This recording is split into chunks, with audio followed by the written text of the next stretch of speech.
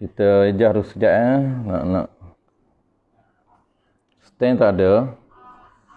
Jadi nak kena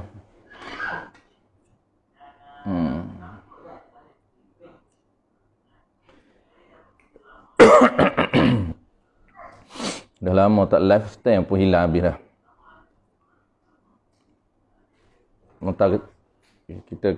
Kita setting sekejap.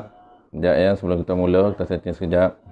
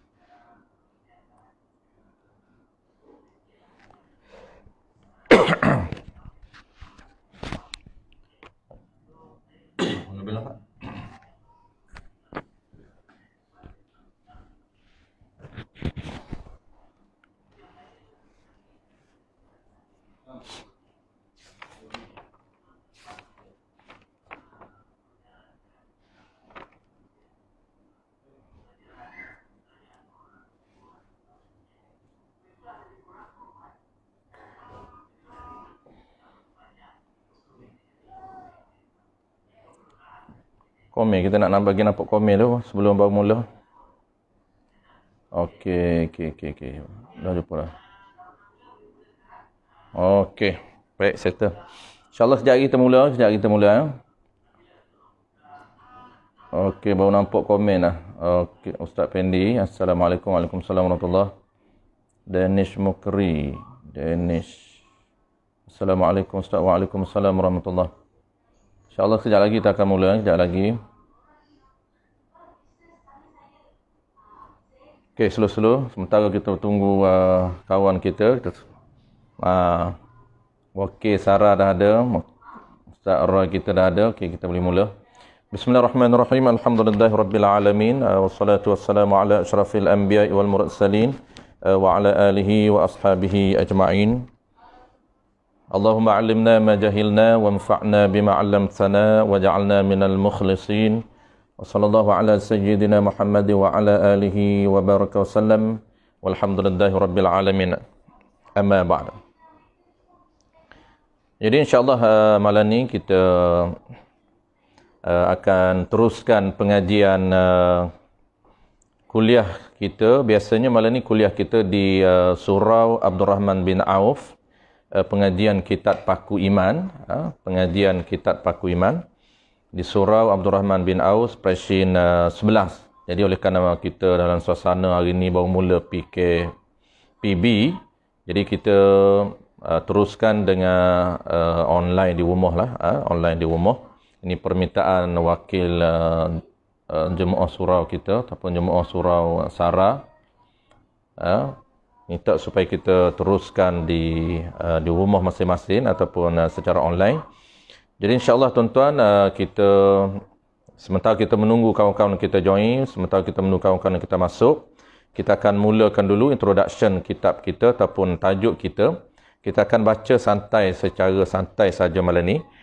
Kita pun tajuk tuan-tuan, tajuk kita pun santai, lebih kepada santai saja kerana tajuk kita dah selesai tajuk yang agak complicated, iaitu tajuk beriman kepada Allah Subhanahu Wa Taala dengan kita membincangkan pendekatan ataupun modul ciri-ciri ataupun sifat ketuhanan.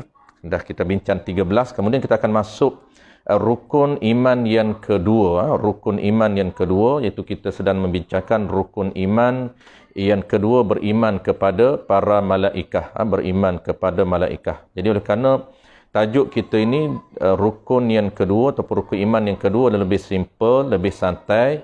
Jadi insya-Allah kita akan bincang secara panggil general knowledge sahaja, secara panggil apa tu, maklumat umum tentang beriman kepada para malaikah, insya-Allah.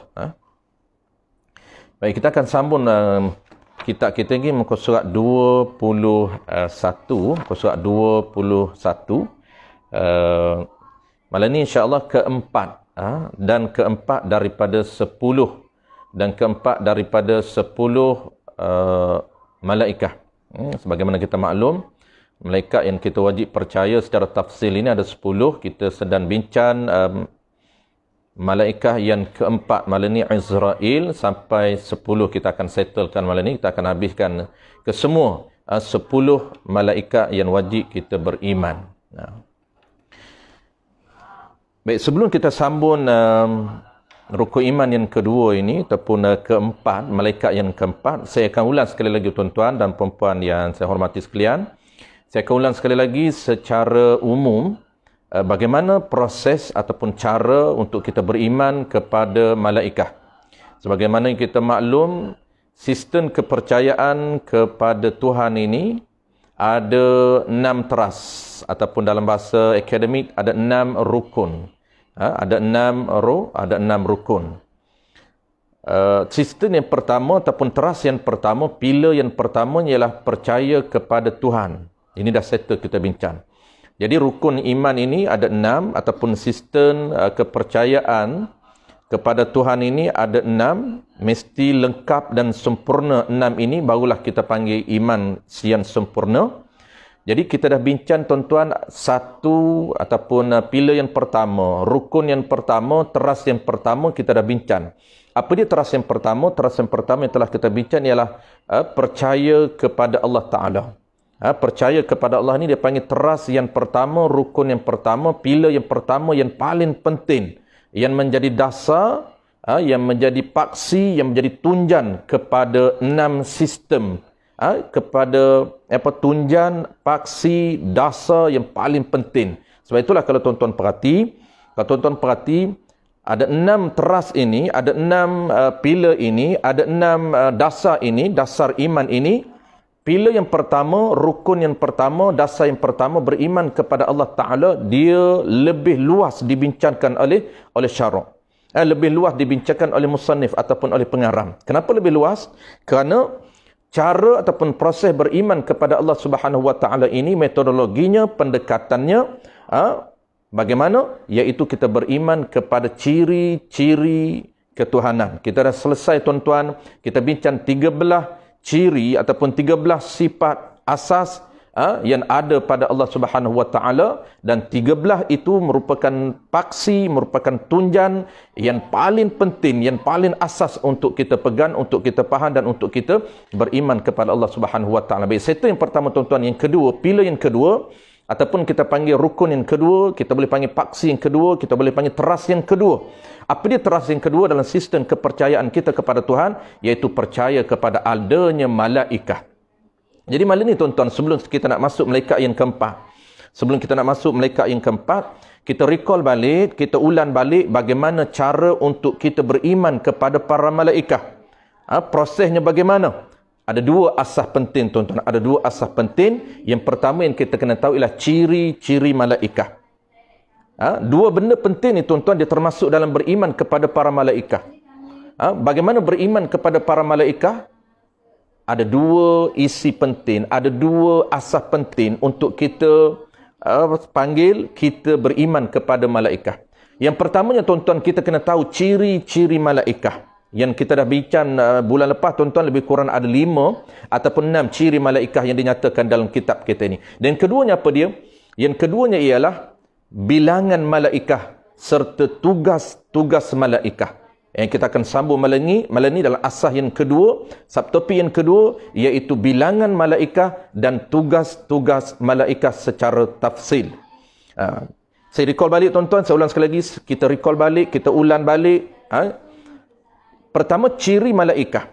Ini kita perlu tahu secara asas. Kenapa? Kerana dia berada dalam bidan ataupun berada dalam skop beriman kepada malaikah. Kita kena tahu, kita baru boleh beriman.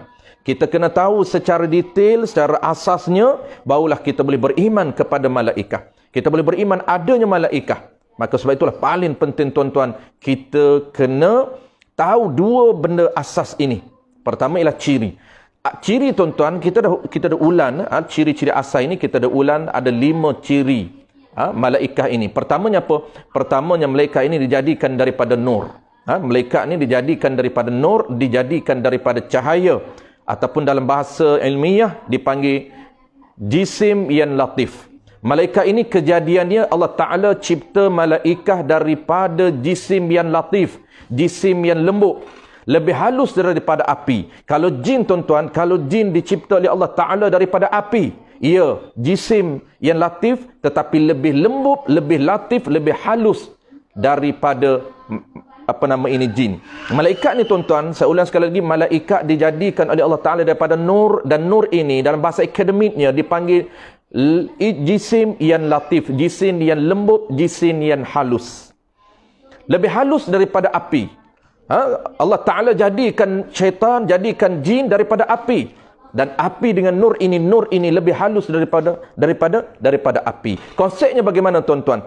Yang konsep latif ini ataupun jisim yang latif ini, konsep dia jisim, dia ada diri, tetapi diri dia ini lembut dan halus ini, dia boleh berada pada satu tempat secara bertindih-tindih. Dia tidak seperti kita jirim. Kita ni jirim yang besar yang mengambil ruang. Tidak boleh berada pada satu tempat di luar daripada kapasiti kita. Kalau tempat itu tuan-tuan memuatkan manusia 100, kita tidak boleh untuk muat 101 orang. Tidak boleh untuk kita muatkan 120 orang. Kalau tempat itu kapasitinya hanya boleh boleh muat 100 orang saja. Itu konsep kejadian kita. Tetapi malaikat ni tuan-tuan, dia boleh bertindih-tindih, ribuan, bahkan jutaan malaikat boleh berada pada satu tempat. Dia boleh mengambil ruang pada satu tempat. Kerana apa? Kerana kejadian dia daripada nur, daripada jisim yang halus, lebih halus daripada api. Itu yang pertama. Ciri yang keduanya, dia ini maksum. Saya ulang sekali lagi sebagai peringatan kita, kerana benda ini kita dah sebut 5 ciri asas malaikah ini. Kita dah sebut bulan lepas. Tapi saya ulang sekali lagi, terutamanya bagi kawan-kawan kita, teman-teman kita, rakan-rakan kita yang baru join kita. Ini asas bagaimana beriman kepada malaikat. 2 asas penting. Asas yang pertama adalah ciri. Kita nak sebut 5 ciri asas. Ciri yang kedua ialah maksum. Allah Ta'ala jadikan malaikat ini, dia maksum, terpelihara daripada sebaran bentuk kesalahan. Malaikat tidak akan melakukan dosa di sisi Allah Subhanahu wa taala.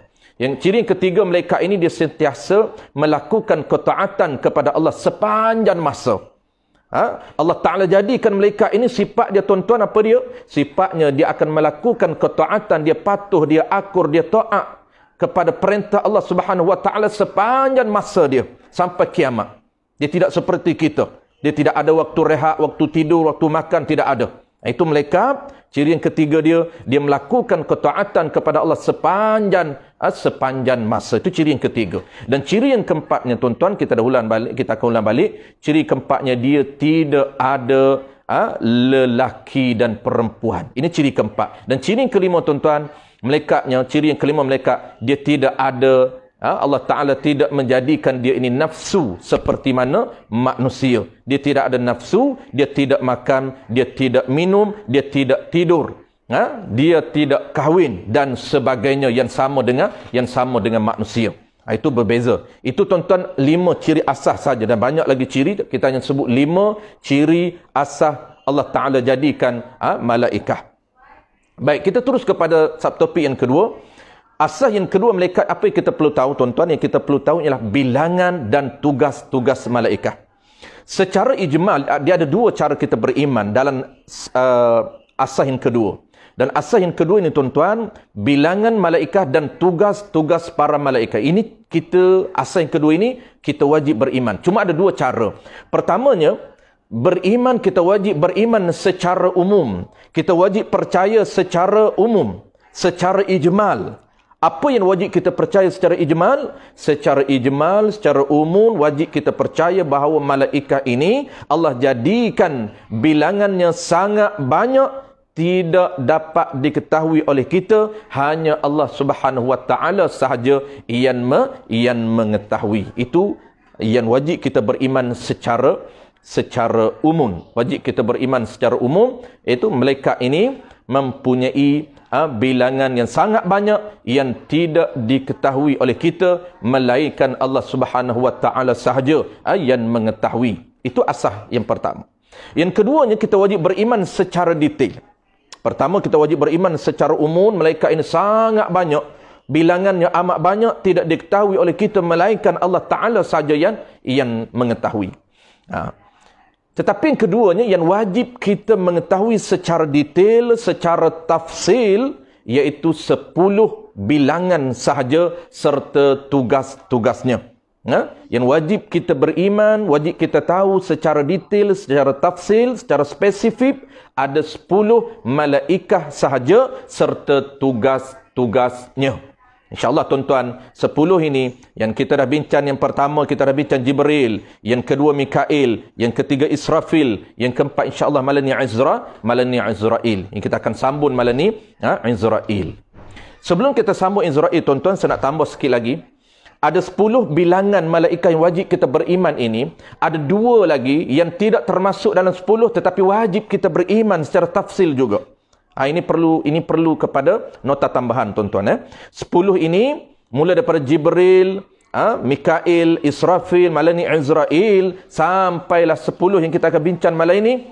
Ada 2 lagi, tuan-tuan, yang perlu kita beriman secara tafsil yang tidak termasuk dalam 10. Maknanya, tuan-tuan, 10 tambah 2 lagi, yang kedua di belakang itu juga perlu kita beriman. Apa dia, tuan-tuan? Yang pertama, selain daripada 10 ini, yang pertama kita dah sebut bulan lepas, dan yang kedua malam ni yang kita akan sebut. Yang pertama apa dia, tuan-tuan? Yang pertamanya, wajib kita beriman secara tafsir malaikah, nama dia Hamlatul Arsy. Hamlatul Arsy ini iaitu malaikat yang menanggung arasy. Ini kita dah sebut bulan lepas. Wajib kita beriman secara tafsir juga. Malaikat yang nama dia Hamlatul Arsy, dalam bahasa kita malaikat yang menanggung arasy. Ada 4 sebelum kiamat dan 4 selepas kiamat. 4 malaikat yang menjaga, yang menanggung arasy Allah Ta'ala ini sebelum kiamat dan selepas kiamat. Ada lagi yang tetap menanggung arasy ini, 4 lagi.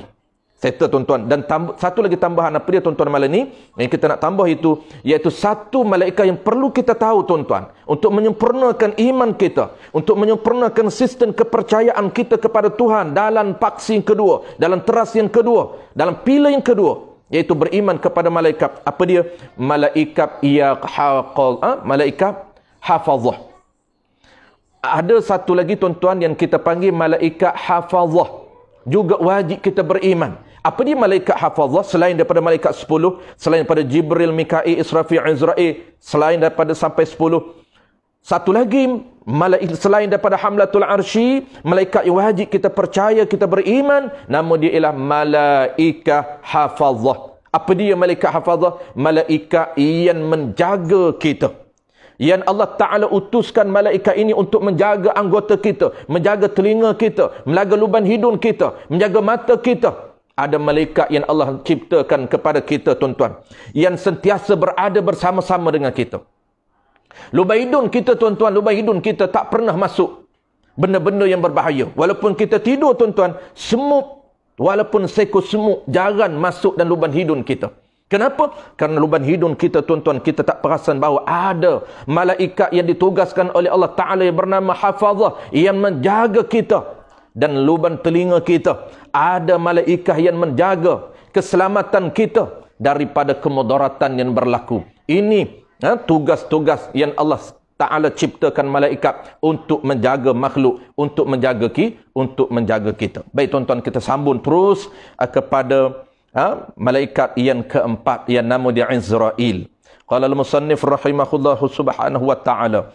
Dan keempatnya daripada 10 nama. Ini malaikat 10 ni, tuan-tuan, kita dah sebut sebelum daripada ni, kita panggil ketua malaikat. 10 ini ketua malaikat. Dan 10 tu dia ada ketua pula. Dia ada ketua pula. Nama apa yang keempat? Azrail.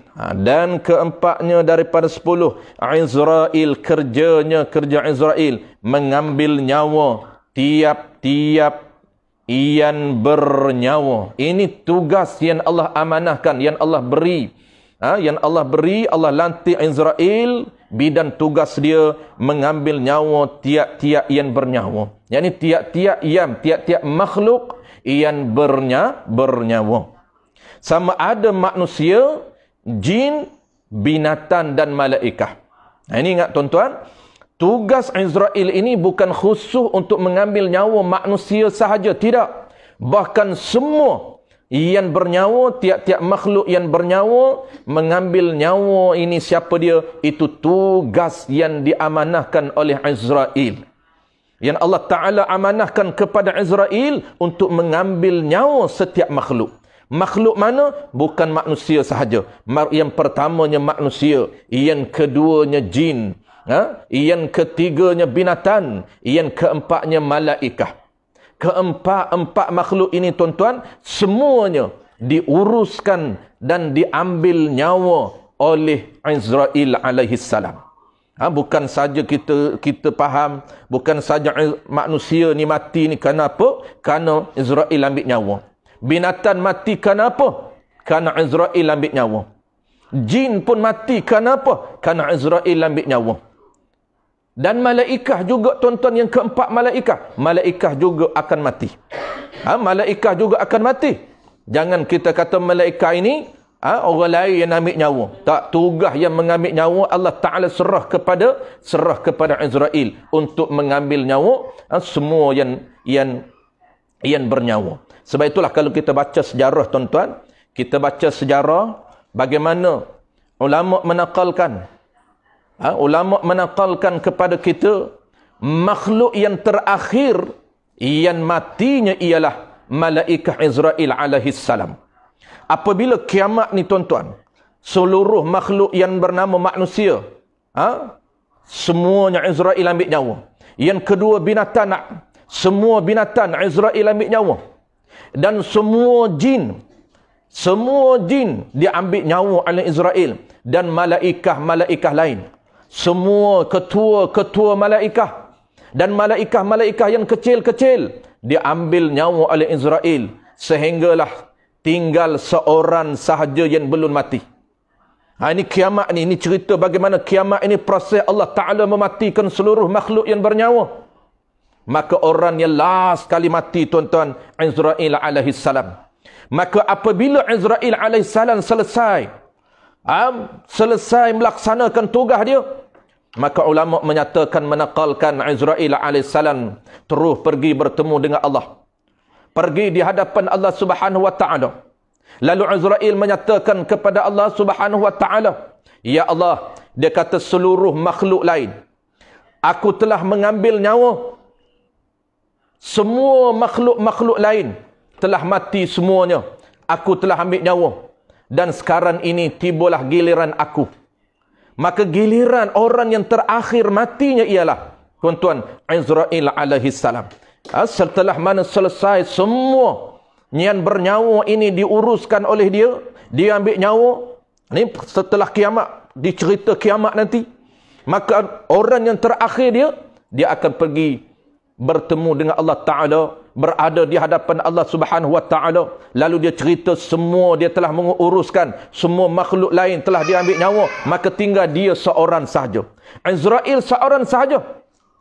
Maka yang terakhir tuan-tuan, giliran yang terakhir untuk mati, yang Allah Ta'ala sendiri ambil nyawa, iaitu Israel alaihissalam. Ini cerita Israel alaihissalam. Oleh kerana saya nak ringkaskan, saya tak cerita lagi kisah-kisah Israel. Biasa saya cerita dah sebelum daripada ni di surau. Bagaimana kisah dia tak nak, dia tolak jawatan, itu saya dah cerita di surau. Israel ni dia pernah apabila Allah nak lantik dia jawatan, bidang tugas dia untuk mengambil nyawa makhluk yang bernyawa, maka dia menolak. Dia menolak menolak jawatan ini. Ini saya telah cerita tuan-tuan. Saya nak ringkaskan. Kita skip cerita-cerita itu. Saya cerita mana-mana yang saya belum cerita lagi. Walaupun hama, Israel ini kerjanya mengambil nyawa tiap-tiap yang bernyawa, sama ada manusia, jin, binatang dan malaikat. Dialah yang mengambil nyawa. Walaupun hama dan kuman ni hama ni, walaupun hama dan kuman yang sangat halus. Virus yang tak nampak tuan-tuan. Siapa yang ambil nyawa virus, walaupun kita kata virus yang paling halus, yang tak nampak, kuman yang tak nampak. Tuan-tuan, mata kasar kita Allah Ta'ala tutup hijab. Tak nampak tengok kuman, tak nampak tengok bakteria, tak nampak tengok virus. Tapi benda tu ada ke tidak? Ada. Maka yang mengambil nyawanya ialah Azrail alaihi salam. Firmanullahu Ta'ala, tanazzalul malaikatu warruhu fiha biizni rabbihim. Artinya turun malaikah dan Jibril alaihi salam pada malam Lailatul Qadar dengan titah, yakni dengan perintah Allah Ta'ala. Dan suruh, titah dam ni dipanggil atau tafsir. Titah, yakni perintah. Dan suruh daripada Tuhan mereka itu. Malaikat dan Jibril alaihi salam pada malam Lailatul Qadar itu mereka turun membawa perintah Allah Ta'ala. Dan suruh ni maknanya suruhan Allah Ta'ala. Perintah dan suruhan itu daripada Tuhan mereka itu. Min kulli amrin, artinya dengan tiap-tiap pekerjaan. Min kulli amr, artinya dengan tiap-tiap pekerjaan yang menqada, yang memutuskan akan dia oleh Allah Ta'ala bagi tahun itu. Ini bagaimana Allah Subhanahu Wa Ta'ala memerintahkan malaikat dan Jibril alaihi salam turun pada malam Lailatul Qadar membawa perintah Allah Ta'ala. Dan tiap-tiap pekerjaan yang mengqada. Apa lagi yang malaikat bawa? Mereka membawa urusan yang mengqada, yang diputuskan akan dia oleh Allah Ta'ala. Akan dia, akan pekerjaan. Bagi tahun itu, malaikat ni tuan-tuan, dia membawa perancangan. Ataupun keputusan yang Allah telah putuskan untuk tahun itu. Hingga tahun hadapan. Ini sebagaimana kita maklum dalam hadis-hadis Nabi. Nabi SAW menceritakan, malaikat ni satu tahun ni Allah telah plan. Allah telah berikan kepada malaikat perancangan satu tahun. Kita panggil structure day. Kalau hari itu perancangan satu hari, perancangan bulanan, perancangan mingguan, bulanan, tahunan. Perancangan tahunan, keputusan untuk tahunan Allah telah tetapkan. Dan Allah berikan kepada malaikat untuk membawa turun pada malam Lailatul Qadar. Daripada ajal, apa keputusan dalam tahun itu yang Allah berikan kepada malaikat untuk malaikat bentankan ataupun untuk malaikat bawa turun? Daripada ajal, Allah berikan tugasan semua qaimatul asma. Ini tuan-tuan, malaikat ini dia dah pegang senarai nama orang yang bakal mati dalam tahun itu. Ini berhati-hati. Tapi kita tak tahu. Dia panggil qaimatul asma, senarai nama orang-orang yang bakal akan menjadi jenazah. Senarai nama orang yang bakal expire. Bakal akan meninggalkan dunia. Bakal akan berpindah alam. Ini tuan-tuan, Allah berikan kepada malaikat senarai nama ajal, yakni senarai nama orang yang bakal akan mati pada tahun itu. Daripada ajal dan beranak dan senarai orang yang bakal lahir telah ada di dalam senarai ataupun tugasan malaikat. Allah berikan setahun keputusan perancangan tahunan kepada malaikat. Keputusan pertama yang Allah beri kepada dia, perancangan berkaitan dengan senarai nama orang yang bakal mati dan beranak, senarai nama bakal orang yang bakal lahir, dan rezeki dan penetapan rezeki kepada semua makhluk Allah Ta'ala berada di dalam perancangan malaikat. Dan lain-lainnya, banyak lagi, lain-lain selain daripada ajal, selain daripada senarai orang yang beranak, orang yang bakal melahirkan, dan senarai nama, senarai rezeki, dan diserahkan pada mentadbirnya, dan diserahkan kepada pentadbir. Siapa tuan-tuan? Ada 4 malaikat yang admin tuan-tuan. 4 malaikat ni ketua. Dia ketua di kalangan 10. 10 malaikat diketuai oleh 4 malaikat yang menjadi leader, kepada 10 ini. Maka leader ini yang pegang, ini admin. Leader ini yang pegang perancangan tahunan ini. Dan diserahkan pada mentadbirnya, pada malaikat yang mengurusnya. Tentang hal ehwal rezeki, hal ehwal ajal, hal ehwal orang yang bakal lahir. Mana dia? 4 malaikah. Diserahkan kepada 4 malaikah yang menjadi admin. Mana dia? Yang pertamanya Jibril, yang kedua Mikail, yang ketiga Israfil, dan yang keempatnya Izrail. Izrail juga termasuk, tuan-tuan, termasuk dalam 4 malaikah yang menjadi ketua di kalangan 10 malaikah. 10 malaikah. Tapi ini rahsia, tuan-tuan. Semua perancangan Allah Ta'ala yang tahu adalah malaikah, kita tak tahu. Sebab tu kita duk sedap lagi. Nama kita ini, kerana nama kita tak tahu lagi, tuan-tuan. Senarai nama kita dah termasuk dalam senarai jenazah. Senarai nama kita dah termasuk dalam senarai yang dipanggil oleh Allah Ta'ala untuk bertukar channel. Senarai nama kita dah termasuk bakal orang yang expire, orang yang akan meninggalkan dunia. Tapi kita masih lagi seronok, tuan-tuan. Kenapa? Kerana kita tak tahu kita bakal akan dipanggil. Ini rahsia di kalangan malaikah saja. Dan kita tak boleh berhubung, tuan-tuan. Kita tak boleh nak berhubung dengan alam malaikah. Tak boleh berhubung dengan Jibril. Tak boleh nak telefon Izrail. Telefon Izrail, ada tak senarai aku? Tak boleh. Kita tak boleh connect dengan alam malaikah. Malaikah dia adalah alam yang paling halus di kalangan alam-alam lain. Alam yang paling kasar, alam yang paling besar ialah alam kita, tuan-tuan. Alam syahadah nama dia. Alam manusia. Alam yang kedua lebih halus sedikit, nama dia adalah alam jin. Tuan-tuan biasa dengar tak? Tuan-tuan biasa dengar makhluk halus. Makhluk halus ni, tuan-tuan, biasa kita guna rujuk kepada jin. Dia kenapa? Kan dia halus daripada kita. Tetapi ada lagi yang halus. Apa dia?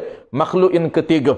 Nama dia ialah malaikah. Malaikah ni, tuan-tuan, makhluk yang latif, yang halus, lebih halus daripada jin. Jin tak boleh nampak malaikah. Apatah kita, tuan-tuan, manusia tak nampak jin. Manusia tak nampak malaikah. Manusia tak nampak Jibril. Tetapi jin boleh nampak kita, tetapi jin dia tak boleh nampak malaikah. Dan malaikah oleh kerana dia halus, dia nampak jin, dia nampak kita. Kenapa? Kerana kita dan jin kejadiannya lebih kasar, lebih besar daripada kejadian malaikah. Sebab tu kita tak boleh nak connect, kita tak boleh nak berhubung, tuan-tuan. Jangan tuan-tuan tanya, boleh tak kita nak berhubung dengan alam malaikah? Bagaimana orang yang nak berhubung dengan alam jin? Ada setengah orang kata dia boleh berhubung dengan alam jin. Baik, kita ringkaskan, tuan-tuan. Kita nak habiskan malam ni 10 bidang tugas malaikah ni kita nak settlekan malam ni, kerana tajuk yang simple, tajuk yang santai saya, tuan-tuan, tajuk yang tak heavy sangat, tak berat sangat, kita ekspreskan. Dan kelima dan keenam sama. Israel keempat, kelima. Dan kelimanya dan keenamnya. Daripada 10 malaikat itu, nama dia Munkar dan Nakir. Boleh bilang sekali, kelima Munkar, keenam Nakir. Munkar dan Nakir. Kerjanya, tugas, bidang tugas yang diamanahkan oleh Allah Ta'ala kepada Munkar dan Nakir, soal orang yang mati. Soal orang yang mati. Siapa yang akan soal, tuan-tuan? Setiap orang yang mati, tuan-tuan, setiap orang yang mati di alam kubur, dalam kubur nanti, tidak ada seorang pun yang akan terlepas daripada soal kubur.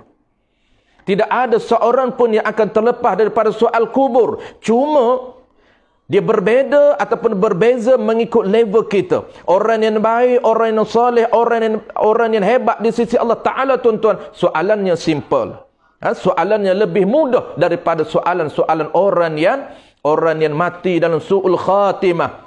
Orang yang jauh dengan Allah Ta'ala. Orang yang kurang pahalanya, kurang amalannya. Soal muka nakir dalam bentuk yang rigid, dalam bentuk yang susah untuk menyusahkan kita dan menazab kita dengan soalan. Ini berbeza. Soalan, tuan-tuan, setiap orang tidak terlepas daripada soal Munkar dan Nakir. Semua kita bakal jawab. Dan soalan-soalan itu, tuan-tuan, hampir semua kita Kesemua kita tuan-tuan, hampir semua kita dah tahu soalan yang bakal kita akan jawab, bakal akan ditanya kepada kita. Dah bocor lama dah. Siapa Tuhan kamu? Man Rabbuka? Siapa Nabi kamu? Siapa Tuhan kamu? Siapa Nabi kamu? Siapa saudara kamu? Ma kiblatuka? Apa kiblat kamu? Ini soalan-soalan yang asah yang bakal kita jawab. Siapa yang akan tanya? Ini dia. Munkar dan Nakir. Kerjanya soal orang yang mati. Yani orang yang mati dalam kubur. Munkar ni, soal Munkar ini tugas dia Allah berikan kepada dia bertanya ataupun soal berkaitan perkara kejahatan yang manusia lakukan di atas dunia. Bukan yang asah saja tuan-tuan. Bukan yang asah saja. Bukan dia tanya Tuhan, siapa Tuhan kamu, itu soalan asah, soalan basic. Tapi ada lagi soalan munkar nakir yang akan ditanya. Kalau munkar ini, dia akan tanya perkara-perkara kejahatan yang manusia lakukan di atas dunia. Dan nakir ini sebaliknya. Dia akan bertanya perkara-perkara kebaikan yang dilakukan oleh manusia di atas dunia. Baik. Dan ketujuh dan kedelapannya, Raqib dan Atid. Tugas Raqib dan Atid ini menyurat, yakni menulis, mencatat, merekod pekerjaan tiap-tiap mukallaf. Raqib dan Atid ni tuan-tuan. Raqib dan Atid ini dah kita sambung ketujuh dan ke-8 tuan. Ketujuh dan ke-8. Munkar dan Nakir dah settle. Munkar dan Nakir dah settle. Ketujuh dan ke-8 apa dia? Raqib dan Atid. Ini pun kita biasa dengar tuan-tuan, dah familiar sangat dengan kita. Daripada kecil lagi kita dah hafal Raqib Atid ini, dan daripada kecil lagi kita dah biasa dengar parent kita, ibu bapa kita, cikgu-cikgu di tadika, di pasti dan sebagainya selalu ulang. Apa dia? Kiri dan kanan ini ada malaikat yang menjaga kita, yang akan menulis setiap pekerjaan dan perbuatan kita. Itu Raqib dan Atid. Kerjanya menyurat, yakni menulis, mencatat ataupun merekod pekerjaan tiap-tiap mukallaf. Apa makna tiap-tiap mukallaf tuan-tuan? Maknanya Raqib dan Atid. Raqib yang akan mencatat kebaikan, Atid yang akan mencatat segala kejahatan yang kita buat apabila kita mula mukallaf. Ini sangat penting tuan. Ini period kita ataupun tempoh fasal pertama yang mula diambil kira oleh malaikat untuk mencatat, merekod setiap pekerjaan baik dan buruk kita. Apabila dia mukallaf. Ini sangat penting tuan-tuan. Kadang-kadang orang tak berapa faham mukallaf. Dia ingat 21 tahun ke atas. Tidak. Mukallaf ini apabila mula dia balik, apabila dia mula aqil, apabila dia mula balik. Itu ada 5 syarat mukallaf, yang 2 itu asas. Aqil dan balik. Apabila dia akil saja, apabila dia buat jahat, direkodkan kejahatan oleh Raqib dan Atid. Apabila dia buat baik, tuan-tuan, akan direkodkan kebaikan. Itu sangat penting untuk kita mencari ilmu fiqh selain daripada akidah. Kenapa? Kerana fiqh ini ilmu yang mengajar kita bagaimana cara untuk jana pahala. Setiap perkataan kita nak jadikan pahala. Setiap perbuatan kita nak jadikan pahala. Ini sangat penting. Carilah tuan-tuan ilmu fiqh. Belajarlah ilmu fiqh. Mula daripada modul basic sehingga modul pertengahan. Mudah-mudahan itulah ilmu. Ilmu yang sangat powerful untuk bantu kita menjana ikan pasif di akhirat. Orang yang zero ilmu fiqh, orang yang ilmu fiqhnya tak cukup untuk dia jana pahala tuan-tuan, menyebabkan dia akan tak mampu untuk mengumpul pahala, tak mampu untuk create pahala, tak mampu nak jana pahala seoptimum yang mungkin, semaksimum yang mungkin. Itu sangat rugi tuan-tuan. Usia kita semakin hari semakin berlalu, semakin hari kita semakin hampir dengan jangka hayat kita. Nabi kata apa tuan-tuan? Nabi kata kullu ati, tiap-tiap perkara, tiap-tiap benda yang akan datang ini qaribun, tiap-tiap benda yang akan kita hadapi itu qarib, semakin hampir. Apa makna Nabi nak sebut? Nabi nak sebut mati itu semakin hampir dengan kita. Kenapa? Kerana kita sedang menghadapi mati. Kerana kita sedang melangkah ke arah mati. Kita sedang melangkah semakin hari semakin hampir, semakin hari semakin hampir. Dengan apa tuan-tuan? Dengan tarikh luput kita, dengan tarikh kematian kita, dengan pintu kubur kita, dengan lubang kubur kita semakin hampir. Maka Apa persiapan kita tuan-tuan? Persiapan kita pastikan rakib dan atid mencatat setiap hari, setiap masa kebaikan. Hanya kebaikan yang direkod, yang dicatat oleh malaikat. Maka nak jadikan kebaikan itu tuan-tuan, selain daripada ilmu asas akidah, carilah ilmu asas fiqh, kerana dia sangat penting untuk memastikan bahawa ibadat, segala perbuatan kita direkodkan kebaikan oleh atid rakib. Dan qala al-musannif rahimahullahu ta'ala, tugas rakib dan atid ini menyurat, menulis, mencatat, merekod pekerjaan tiap-tiap mukallaf hingga mengeran waktu sakit sekalipun, disurat juga, dicatat juga. Nak cerita tuan-tuan, tugas rakib dan atid dia rekod, dia catat apa saja. Walaupun mengeran, suara bunyi, suara menahan sakit, mengeram ni tuan-tuan, mengeran sakit. Suara bunyi sakit tu, aduh sakitnya, aduh sakit, direkod oleh malaikat. Baik, itulah tuan-tuan, daripada kita beradu sakit, baik kita tukar Allahu Akbar sakitnya, Allahu Akbar, Allahu Akbar, Allahu Akbar, sakit tukar kepada mengeram, kepada benda yang ada pahala.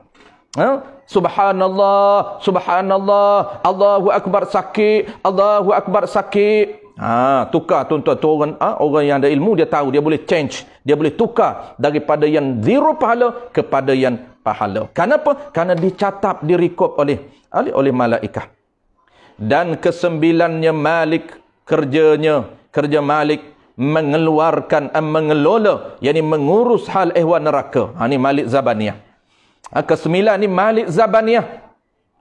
Malik Zabaniyah.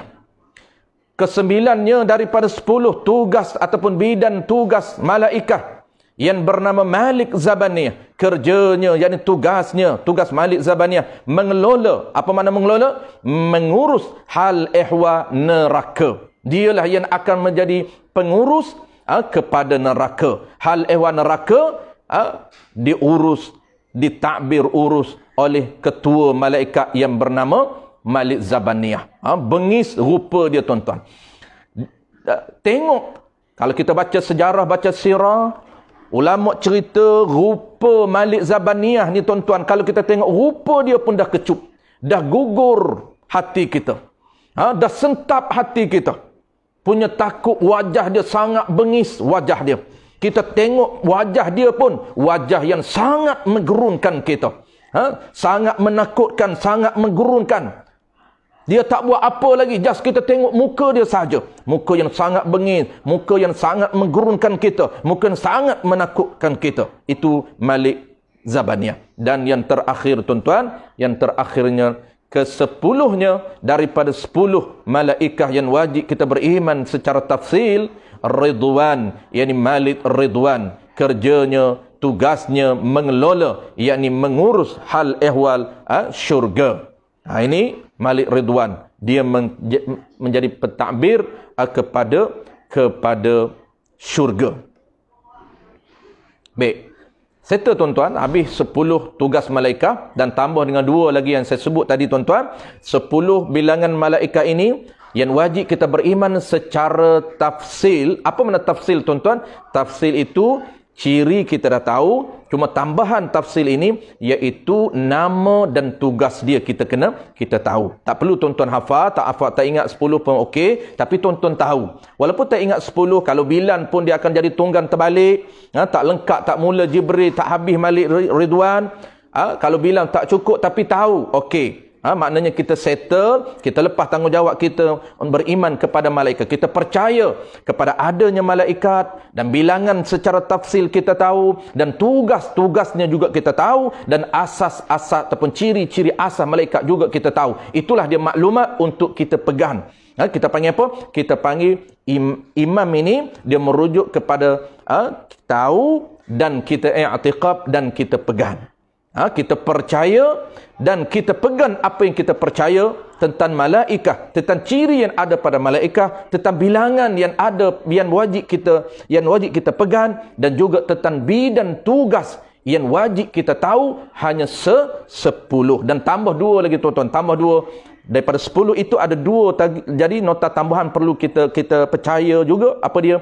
Pertamanya hamlatul arsy, malaikat yang menanggung arasy, 4 sebelum kiamat dan 4 selepas kiamat. Dan satu lagi tuan-tuan, nama dia ialah malaikah hafazah yang menjaga makhluk. Bukan menjaga manusia saja, tapi menjaga setiap makhluk yang bernyawa. Ada malaikah yang Allah tugaskan untuk menjaga makhluk Allah Subhanahu wa taala, malaikat hamlatul arsy, malaikat hafazah, dan tambah 10. Jadi kesimpulan itulah dia tuan-tuan, yang kita wajib beriman kepada malaikat, berada pada teras yang kedua, pada rukun yang kedua, pada pilar yang kedua, pada paksi yang kedua, pada teras yang kedua, daripada 6 teras, daripada 6 rukun. InsyaAllah tuan-tuan, bulan depan, minggu depan, kita akan sambung teras yang ketiga, bagaimana beriman kepada kitab. Ini pun simple juga tuan-tuan.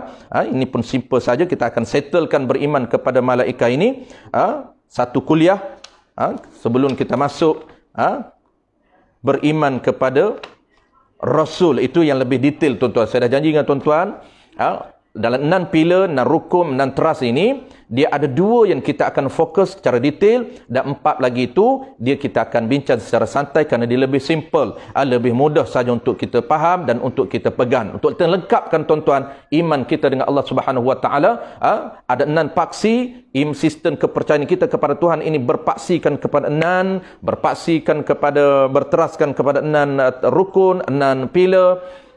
Nak sempurna tuan-tuan, fokus 2 dia yang detail, dan yang 4 lagi tu dia lebih mudah. InsyaAllah bulan depan ataupun minggu akan datang, minggu yang ke bulan depan tuan-tuan, minggu keempat. Ada lagi kalau lepas mungkin dalam PKP ini.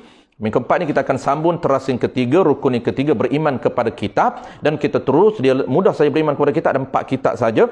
Dan terus beriman kepada Rasul. Itu lebih detail. Kenapa? Kerana ciri kerasulan yang perlu kita pegang dalam hati kita, perlu kita faham, perlu kita percaya, perlu kita faham, dan perlu kita i'tiqad. Apa dia tuan-tuan? Ada benda yang kita kena faham, benda yang kita kena pegang, iaitu merujuk kepada ciri-ciri kerasulan. Ada 9. Ada 4+4+1. Itulah formula dia, 4+4+1. Kita akan bincang akan datang insyaAllah. Wallahu a'lam. Terima kasih banyak tuan-tuan kepada rakan-rakan kita, teman-teman kita yang join kita malam ni.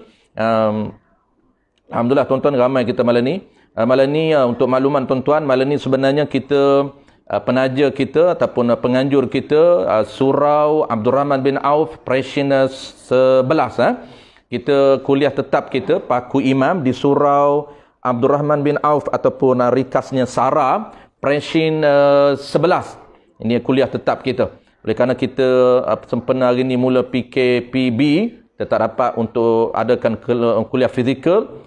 Inisiatif daripada jemaah sana, inisiatif daripada Ustaz Roy kita untuk adakan kuliah secara online. Alhamdulillah tuan-tuan, kita boleh bertemu juga walaupun di alam maya. Mudah-mudahan Allah memberi manfaat kepada kita. Ada input yang kita dapat malam ni, ada suatu benda yang kita dapat malam ni, mudah-mudahan boleh pegang, mudah-mudahan kita boleh beramal untuk pastikan tambah ataupun improve sistem kepercayaan kita kepada Tuhan. Sekali lagi tuan-tuan, saya ucapkan ribuan terima kasih banyak kepada teman-teman kita, rakan-rakan kita, tuan-tuan, perempuan, muslimin, muslimat, hadirin, hadirat yang join kita pada malam ni. Kita ada lebih kurang 200 lebih. Tinggal 159. Saya tak sempat baca tuan-tuan, banyak sangat tuan-tuan punya ni. Kita ada last sekali tuan-tuan sebelum kita baca doa penutup kita. Kita ada Ustaz Pendi kita, Danish Mukri, Al-Fadil Harizan Kamis. Assalamualaikum, waalaikumsalam. Al-Fadil Hushairi pun ada. Assalamualaikum, waalaikumsalam warahmatullahi. Ustazah Syuhada pun ada. Assalamualaikum, waalaikumsalam warahmatullahi wabarakatuh. Kita ada tim kita, Azlina Ramli pun ada. Ustaz Roy kita, Muhammad Arif Selamat, Al-Fadil Muhammad Arif. Assalamualaikum, waalaikumsalam warahmatullahi. Yati Johari, Puan Yati Johari. Assalamualaikum, waalaikumsalam warahmatullahi wabarakatuh. Nurul Numa, Assalamualaikum, waalaikumsalam warahmatullahi wabarakatuh. Kita ada tim kita juga, Encik Said, Said D, kita ada D.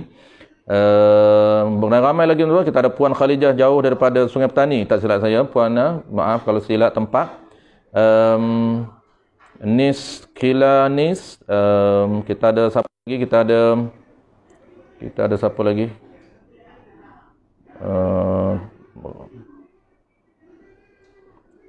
Ramai tuan-tuan tak sempat saya baca oleh kerana ramai tuan-tuan, Ustaz Ahmad Muhammad ni dah jauh daripada Rata Panjang, Al-Fadil Baba kita Ahmad Muhammad. Terima kasih, syukran kasir daripada Al-Fadil Ustaz Ahmad Muhammad daripada Rata Panjang.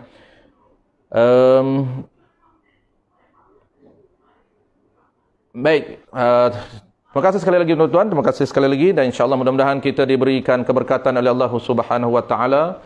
Dan pengumuman tuan-tuan, pengumuman bagi sahabat-sahabat yang baru join kita, yang masih tak tahu lagi status perkembangan terbaru kita. Pondok kita tuan-tuan daripada Putrajaya, pondok kita ataupun dipanggil Pondok Asfa tuan-tuan. Pondok Asfa kita dah berpindah daripada Putrajaya ke Bangi Lama, Kampung Bahagia Bangi Lama. Bagi yang tuan-tuan yang berhajat untuk nak infak untuk pengurusan pondok kita, dialu-alukan tuan-tuan terus ke page pondok kita tuan-tuan. Boleh like page Akademi Nurul Safa tuan-tuan. Saya banyak tim kita ataupun admin, setiap kuliah saya dirakamkan dalam tim dalam page Asfa, Akademi Asfa tuan-tuan. Boleh like Akademi Asfa, kat situlah kita punya aktiviti kita. Terbalik kamera terbalik. Oh, silap saya tertekam tadi tertekam apa tadi. Kejap Saya tertekan apa tadi? Silap tekan. Oh, dia jadi terbalik Baik, tak apa. Kita dah siap. Terima kasih sekali lagi. Baik, siapa yang nak boleh like page Akademi Nurul Safa ataupun Pondok Asfa. Segala aktiviti mengajar kita, aktiviti pondok ada di Asfa. Bagi tuan-tuan yang ada kelapangan rezeki juga boleh nak infak, nak membantu kami dalam proses nak membina pelajar-pelajar pengajian kitab, boleh juga menyumbang sekadar termampu dalam page Asfa. Wallahu a'lam bissawab. Bismillahirrahmanirrahim. Alhamdulillahirabbil alamin, wassalatu wassalamu ala asyrafil anbiya'i wal mursalin wa ala alihi wa ashabihi ajma'in.